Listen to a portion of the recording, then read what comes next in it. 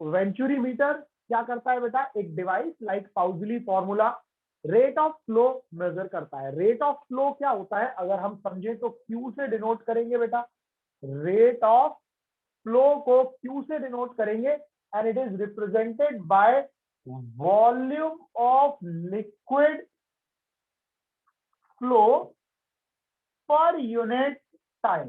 Per unit time में कितना liquid flow करेगा, पर यूनिट टाइम में कितना लिक्विड फ्लो करेगा, that is called rate of flow.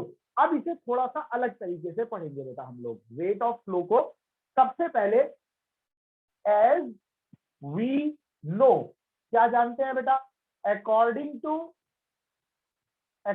To equation of continuity, equation of continuity A1 V1 A2 V2, ये हम लोगों ने पढ़ा था बेटा। A1 V1 A2 V2 equation of continuity क्या रिप्रेजेंट करती है, ये सोचिए जरा बेटा, क्या रिप्रेजेंट करती है, एरिया इनटू वॉल्यूम को। देखो मैं आपसे कहता हूं Q is equal to rate of flow, यानी volume upon time, volume upon time. Volume को क्या लिख सकते हैं बेटा, area into length upon time, और लेंथ अपॉन टाइम क्या बन जाएगा, वेलोसिटी। तो टेक्निकली एरिया इंटू वेलोसिटी क्या रिप्रेजेंट करता है, एरिया इंटू वेलोसिटी रिप्रेजेंट करता है रेट ऑफ फ्लो को रिप्रेजेंट करता है। तो अगर मुझे रेट ऑफ फ्लो मेजर करना है तो मैं A1 V1 A2 V2 को मेजर करके रेट ऑफ फ्लो मेजर कर सकता हूं। मतलब अगर मुझे कहीं पर वेलोसिटी पता हो ए एरिया पर, तो एरिया की मल्टीप्लाई वेलोसिटी से कर देंगे तो रेट ऑफ फ्लो आ जाएगा बेटा। इस इक्वेशन का यूज करेंगे रेट ऑफ फ्लो निकालने के लिए वेंचुरी मीटर से। ठीक है, यहां तक कॉपी करो, फिर मैं वेंचुरी मीटर को एक अलग एक डिवाइस की तरह आपको समझाऊंगा। ठीक है, ये तो एक कंसेप्ट हो गया, एक डिवाइस की तरह फिर हम इसको समझेंगे। करें बता, वेंचुरी मीटर क्या होता है, वेंचुरी मीटर समझते हैं बेटा क्या होता है। इसके अंदर एक ट्यूब है जिसका एरिया ऑफ क्रॉस सेक्शन, सबसे पहले तो एरिया ऑफ क्रॉस सेक्शन कैसा है बेटा, variable area of cross section, एक जगह ज्यादा है एक जगह कम। ऑब्वियसली एरिया अलग अलग होगा तो वेलोसिटी भी अलग अलग होगी। यहाँ एरिया A1, यहाँ एरिया A2, यहाँ हमने A1 और A2 एरिया ले लिया बेटा। यहाँ से लिक्विड फ्लो कर रहा है, यहाँ लिक्विड आइडियल लिक्विड फ्लो कर रहा है क्योंकि बर्नौली प्रिंसिपल लगा रहे हैं, तो बर्नौली प्रिंसिपल आइडियल लिक्विड के लिए ही एप्लीकेबल होगा। ये आ गया जी हमारा कंटेनर, इसमें से लिक्विड क्या कर रहा है बेटा, आगे की तरफ फ्लो कर रहा है। ठीक है, यहां से हमने एक बहुत पतली ट्यूब अरेंज कर दी जो लिक्विड को डिस्प्लेस कर सकती है। एक ट्यूब से कनेक्ट कर दिया बेटा, यहाँ पर लिक्विड भरा हुआ है,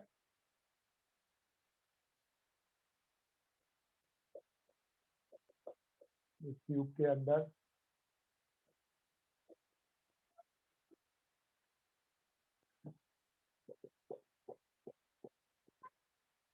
A1 B, ये बन गया हमारा वेंचुरी। कोई टफ डिवाइस नहीं है, सिंपल सा डिवाइस बेटा। ठीक है, सिंपल सा डिवाइस। तो सीधा कर देते हैं, थोड़ा सीधा दिख रहा है।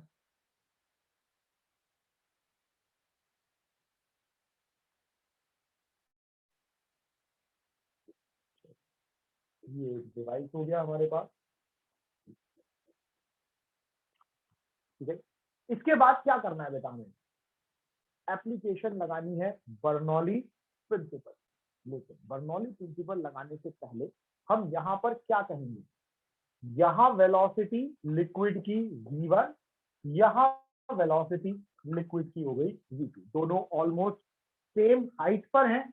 जैसा कि हम जानते हैं, एज वी नो, जैसा कि हम जानते हैं, क्या जानते हैं बेटा, कि A1 greater than A2, A1 का एरिया बहुत ज्यादा है, A1 पर एरिया ज्यादा है, A2 पर एरिया कम है।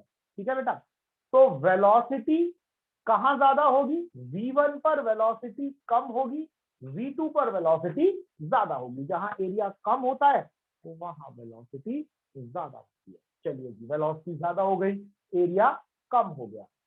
According to Bernoulli pressure P1 greater than P2, यही हमारा प्रिंसिपल था। जब हमने बर्नौली प्रिंसिपल पढ़ी थी तो हमने देखा था जहां वेलोसिटी ज्यादा है वहां प्रेशर कम होगा। तो यहाँ पर वेलोसिटी कम है, प्रेशर ज्यादा होगा। यहाँ वेलोसिटी ज्यादा है, प्रेशर कम होगा बेटा। जहां प्रेशर कम होगा लिक्विड राइज कर जाएगा ऊपर की तरफ, और जहां प्रेशर ज्यादा होगा लिक्विड मूव करेगा। और हम नोट कर लेंगे, क्या नोट करेंगे बेटा? ये एच हाइट नोट करेंगे।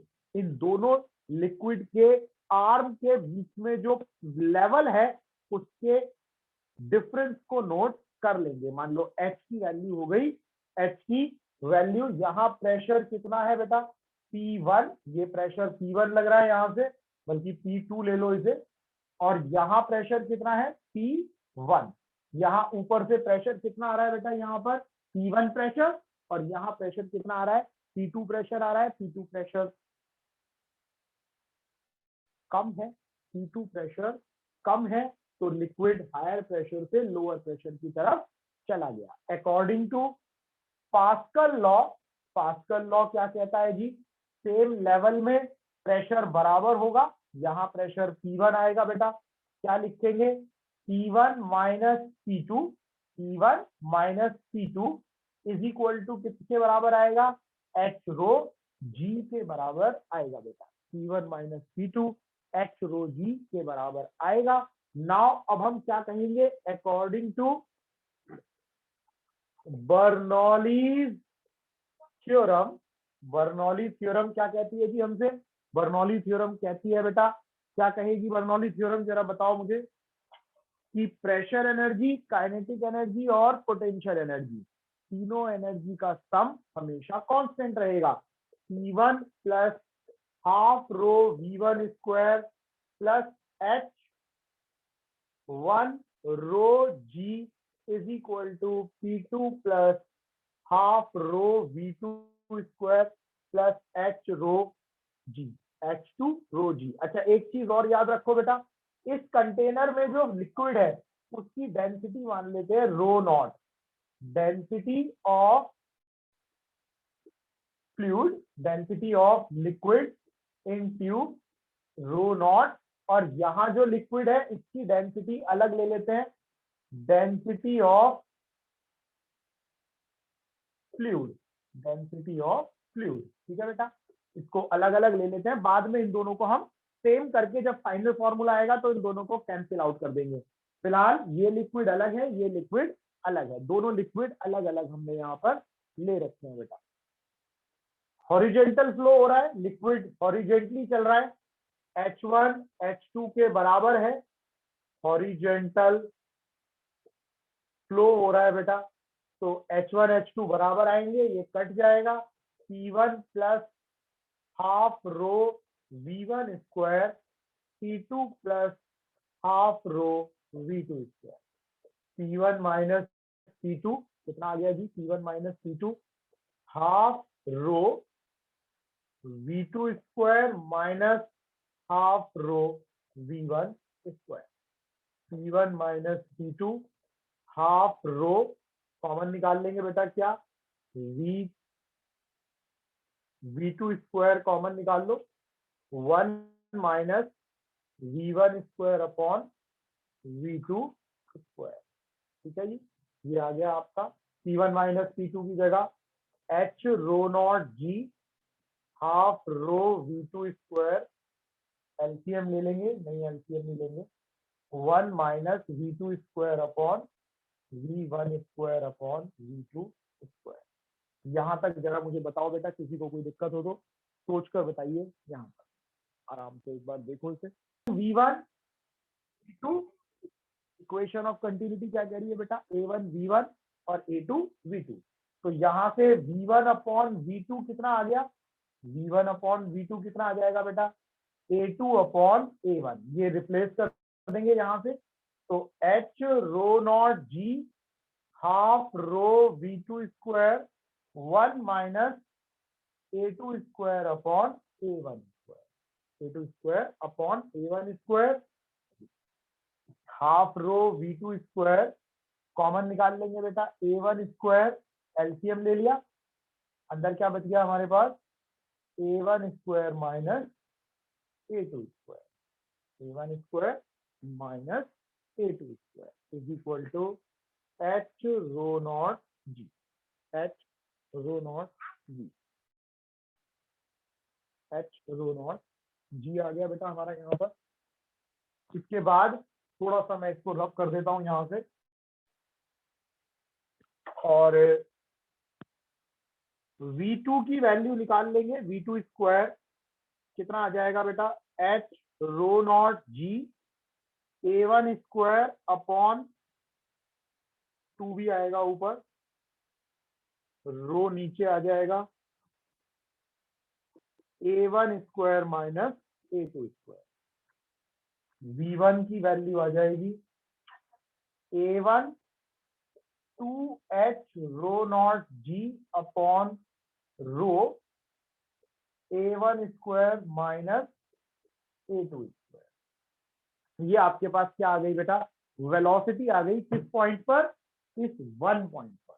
और हम जानते हैं एज वी नो, क्या जानते हैं बेटा हम, rate of flow A1 V1 या A2 V2, ठीक है, A1 V1 या A2 V2 के बराबर आएगा बेटा, A1 V1, यहां तक कॉपी करो जरा,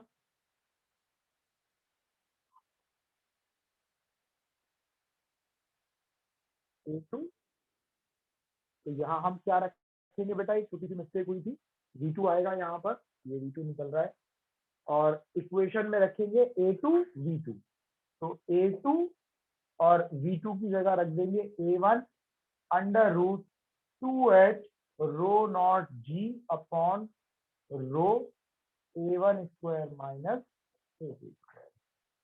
ये आपके पास आ गई rate of flow of liquid का expression, rate of flow of liquid का एक्सप्रेशन आ गया बेटा ये हमारे पास।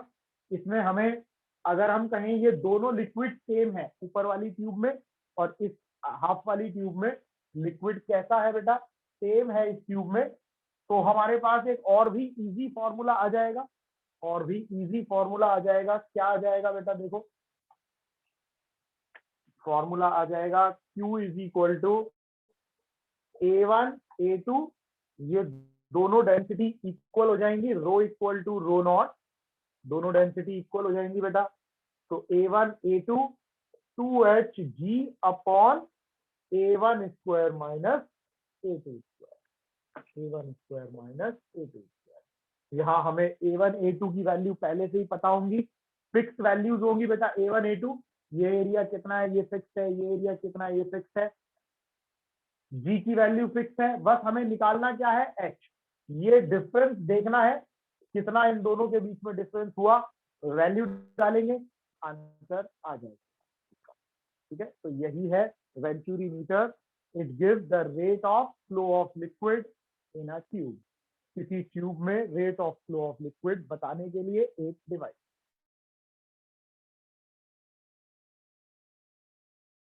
कि deep water run slow, deep water run slow, जो गहरा पानी होता है बेटा वो धीमा चलता है, क्या कारण, डीप वाटर रन स्लो, क्या कारण है इसका। क्वेश्चन बहुत सिंपल सा है, जब हम किसी नदी को देखते हैं बेटा, ऊपर से हमें नदी कैसी दिखाई देती है, बिल्कुल सीधी दिखाई देती है, बिल्कुल सीधी दिखाई देती है, लेकिन क्या रिवर नीचे से भी बिल्कुल सीधी होती है, क्या उसका बेस भी बिल्कुल सीधा होता है, नहीं, कभी ज्यादा होगा गहरा, कभी कम गहरा होगा, इस तरह से बेस होगा, ऊपर नीचे हो सकता है। कहीं पर area of cross section of river कम होगा बेटा, कहीं पर area of cross section river का ज्यादा होगा, ठीक है, एक ट्यूब की तरह लिक्विड फ्लो कर रहा है, लिक्विड आ रहा है, लिक्विड जा रहा है, जितना लिक्विड आ रहा है उतना लिक्विड जा रहा है। इक्वेशन ऑफ कंटिन्यूटी क्या कहती है? According to equation of continuity, equation of continuity क्या कहती है बेटा? जहां एरिया ज्यादा है A1 V1 A2 V2, area जहां ज्यादा है वहां लिक्विड का जो फ्लो होगा, वहां लिक्विड का जो फ्लो होगा वो कैसा होगा? स्लो होगा।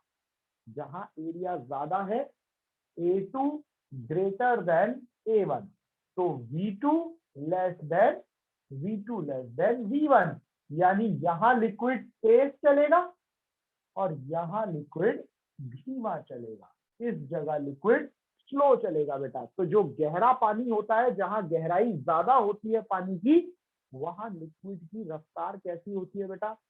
कम होती है, बहुत धीमा चलता है लिक्विड। लेकिन जहां लिक्विड उथला होगा, जहां लिक्विड कम गहरा होगा, वहां लिक्विड फास्ट चलेगा और तेज चलेगा। इसीलिए कहते हैं deep water run slow.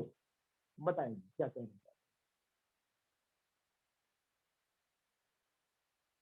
Float कर रही है ना? अगर एक रिवर में एक बोट फ्लोट कर रही है, यहाँ एक आदमी खड़ा है, ये बस देख रहा है, फ्लोट होते हुए देख रहा है, तो इसे क्या लगेगा? कभी इसकी रफ्तार तेज हो जाएगी, कभी धीमी हो जाएगी। तो जब इसकी रफ्तार धीमी हो जाएगी तो ये तुरंत समझ जाएगा कि यहाँ नदी कैसी है? गहरी है, यहाँ गहरी नदी है। जहां रफ्तार तेज होगी वहां उथली नदी होगी, उथली मतलब कम गहरी नदी होगी बेटा। समझ में आ गई बात या नहीं आ गई? फटाफट से बताएंगे।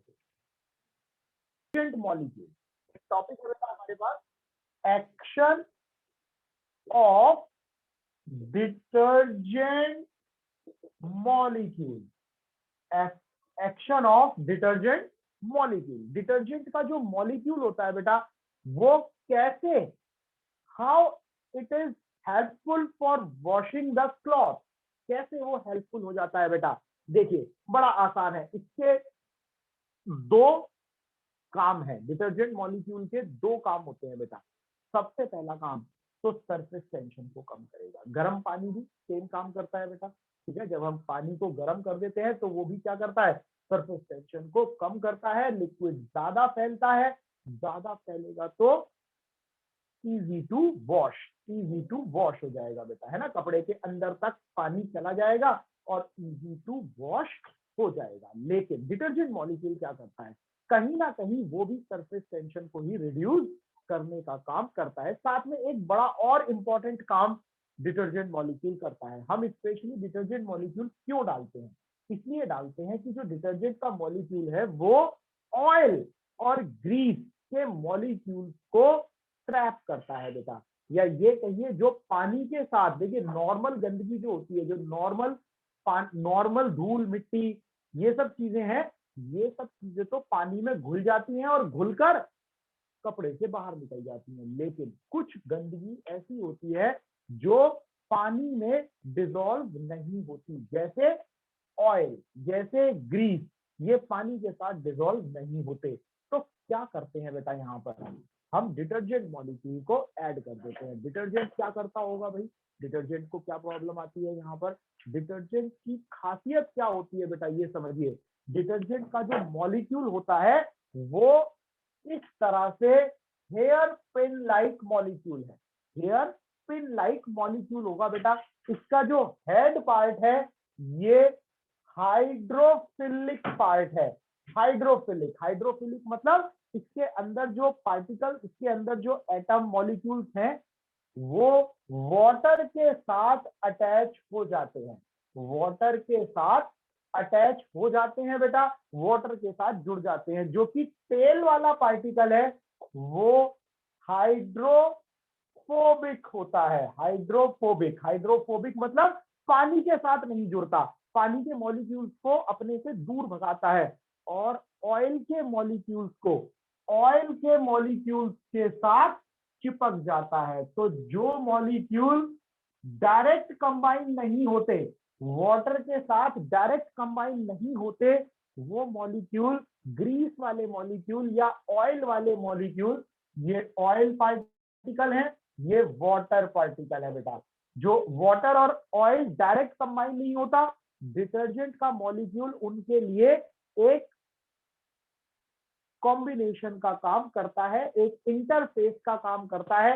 एक साइड मॉलिक्यूल जुड़ जाएंगे ग्रीस के, एक साइड वाटर के मॉलिक्यूल जुड़ जाएंगे, और जब इसे रनिंग वाटर में हम ब्लो कराएंगे तो ये क्या हो जाएगा बेटा, ऑयल को लेकर पानी क्या कर जाएगा, डिटर्जेंट ऑयल तीनों पानी के साथ बह जाएंगे। और पानी, कहने के लिए पानी कपड़े को साफ कर देगा, लेकिन वो किसने किया, डिटर्जेंट मॉलिक्यूल ने किया। ठीक है, तो इसके पर्पस लिख लीजिए, action of detergent molecule. Number 1, it lower the surface tension of water। पहला काम एक्शन ऑफ डिटर्जेंट मॉलिक्यूल का, एक lower the surface tension, exam में ये जरूर लिखना है बेटा। दूसरा कहना है कि इट्स मॉलिक्यूल या the molecule of detergent, the molecule of detergent is hair pin like. Hair pin like होता है बेटा, एक पिन की तरह होता है। In which head is hydrophilic attach to water molecule. ये वाटर के साथ अटैच हो जाता है। While tail is hydrophobic attached to oil molecule. Oil molecule के साथ अटैच हो जाएगा बेटा। ये किसके साथ अटैच हो जाएगा, ऑयल मॉलिक्यूल के साथ अटैच हो जाएगा। And so detergent molecule act like a interface, detergent molecule act like a interface between water and oil। when cloth move under running water में इसे मूव कराया जाता है। It wash out from oily dirt, oil की गंदगी से दूर हो जाता है बेटा। ये ऑयल की गंदगी से दूर हो जाता है। बस इतना आपको लिखना है।